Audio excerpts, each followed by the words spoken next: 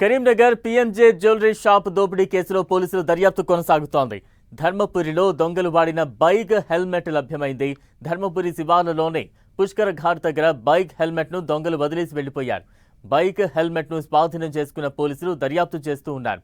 ధర్మపురితో పాటు బీర్పూర్ మండలాల్లోని సీసీ కెమెరాలను పోలీసులు పరిశీలిస్తూ ఉన్నారు.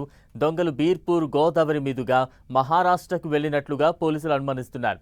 బీర్పూర్ పోలీస్ స్టేషన్ పరిధిలో పోలీసుల గాలింపు కొనసాగుతోంది. ఇటు నిందితుల్లో ముగ్గురు ఆనంద్, ఇంతియాజ్, షాబుద్దీన్గా గుర్తించారు పోలీసులు. మహారాష్ట్ర, పూణే, బీహార్కు 4 పోలీసు బృందాలు వెళ్లాయి. Crime and criminal tracking network సిస్టంతో నిందితులను గుర్తించారు పోలీసులు. నిందితుల ఫోటోల ఆధారంగా నాట్ గ్రేడ్ సాఫ్ట్వేర్ సాయంతో నేర చరిత్ర, జైలు జీవితం, ఫోన్ నంబర్లను సేకరించారు. నాట్ గ్రిడ్లో బందిపోట్లు, కరుడుగట్టిన నేరస్తులు, ఉగ్రవాదుల డేటాను పొందుపరుస్తారు. మరోవైపు దొంగలు వదిలి వెళ్లిన బ్యాగ్ ఆధారంగా పోలీసుల దర్యాప్తు ముమ్మరం చేశారు.